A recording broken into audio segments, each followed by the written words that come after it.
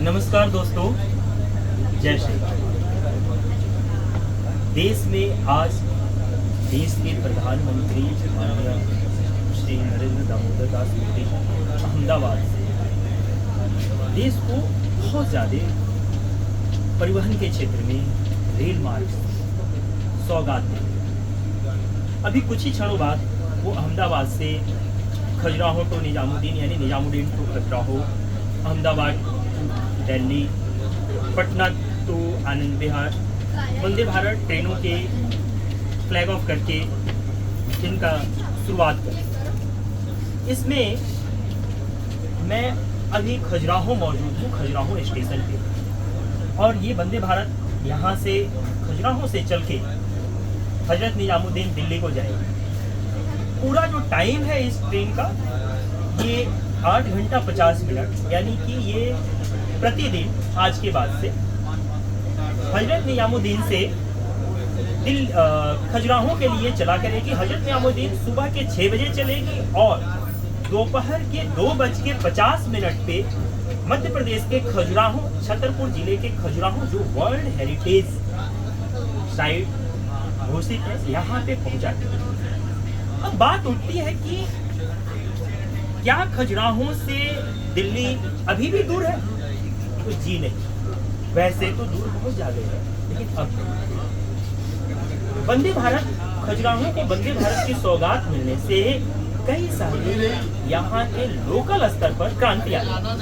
पहली क्रांति जो अभी तक पर्यटकों में इजाफा नहीं हो पा रहा था, उसका रीजन था कनेक्टिविटी प्रॉब्लम। फ्लाइट की भी बहुत मिनिमम कनेक्टिविटी थी। आप रोड मार्ग से आ सकते थे किसी भी स्टेट से, डायरेक्ट ट्रेनें भी यहाँ के लिए नहीं होती। डायरेक्ट ट्रेन होने से दिल्ली टू खजुराहो पर्यटकों में इजाफा होगा। अब पर्यटक में इजाफा होगा तो इसका बेनिफिट लोकल स्तर पर कैसे पड़ेगा? लोकल स्तर पर इस तरीके से पड़ेगा कि यहाँ के इकोनॉमी ग्रो करेगी। अब इकोनॉमी ग्रो करेगी तो यहाँ के लोगों का लाइफ स्टैंडर्ड, यहाँ के लोगों का रहन सहन और थोड़ा सा ज्यादा इंक्रीज होगा, यानी आगे को जाएगा।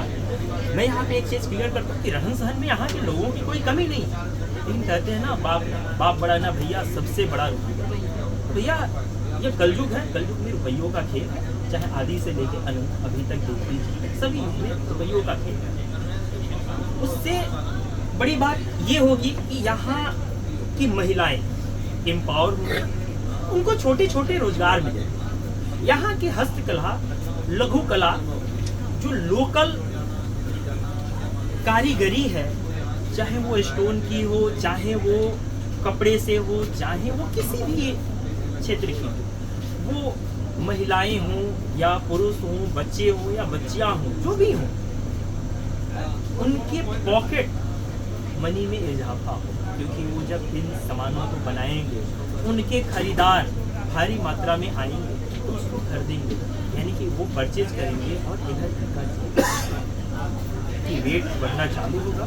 तो जाहिर सी बात है कि जो एक लिविंग स्टैंडर्ड है वो अपग्रेड हो। अब मैं बात करता हूँ इस ट्रेन की। देश में तो बहुत सारे, मैं फर्स्ट क्लास यानी कि ई क्लास में आया हूँ।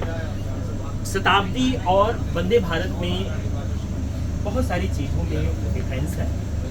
पहली बात खाना को देखिए, दूसरी बात इसकी जो ये सीटें हैं, मैं अगर यहाँ पे ये पुल बटन है मैं प्रेस करूँगा तो ये सीटें ऐसे रिक्लाइन हो, मूव हो जाएंगी। अगर मैं यहाँ पे इसे पुश करता हूँ तो ये सीटें रिक्लाइन हो जाएंगी। आप अपनी सुविधा के अनुसार इसे कर सकते हो, वापस इसे ऐसे कर सकते हैं। तीसरी सबसे बड़ी चीज़ है कि आपको अगर ज़्यादा धूप की रोशनी आ रही है तो आप इसे बहुत अच्छे से स्लाइड कर सकते हैं, फिर इसे ऊपर कर सकते हैं। शताब्दी में ये देखने को अमूमन मिलता है कि वो उसे ऊपर करो और फिर लटक आता है नीचे, फिर ऊपर करो फिर नीचे आ जाता है। ये चीज़ें नहीं है, यानी कि इसलिए एआई का भी बहुत बड़ा ख्याल रखा गया है। यानी एक बार गेट बंद हो जाए तो दोबारा गेट बिना ड्राइवर और गार्ड के परमिशन के नहीं खुल सकता। अभी जो आज इस ट्रेन में जितने भी बच्चे आपको दिख रहे हैं जो यात्री के रूप में हैं, ये खजुराहो से छतरपुर अगले स्टॉप तक जाएंगे, फिर वापस में अपने घर को चले जाएंगे। इनके चेहरे पे जो खुशी, उत्साह और ये जो उमंग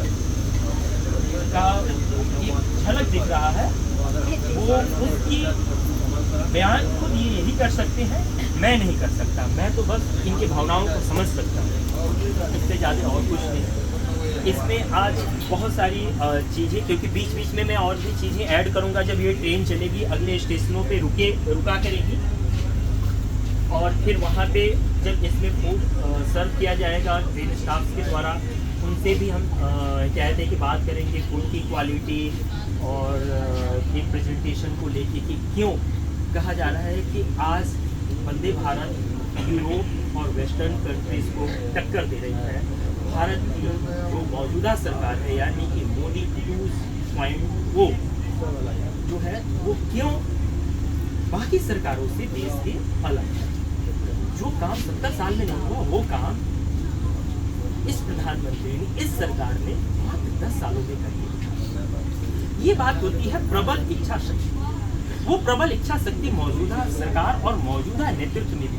कहते हैं ना कि घर का मुखिया अगर मजबूत है, दमदार है, तो वो कोई भी चीज उसके लिए बड़ा नहीं है। वो हर एक झंझावातों को झेल के भी अपने परिवार को कैसे सबल और कैसे उसको आर्थिक रूप से संपन्न बनाना है, उसको कैसे सुख सुविधाएं देनी है, वो सारी चीजें प्रदान करता है। वही आज देश के मौजूदा पंत प्रधान नरेंद्र दामोदर दास मोदी कर रहे हैं, और इसीलिए उनका कॉन्फिडेंस हाई है कि मैं तीसरा टर्म भी आऊँगा और 400 पार आऊँगा। ये तो भविष्य के गर्भ में क्या छिपा है ये कोई नहीं जानता, 400 आएंगे क्या, लेकिन मौजूदा समय में कहने को क्या जाता है।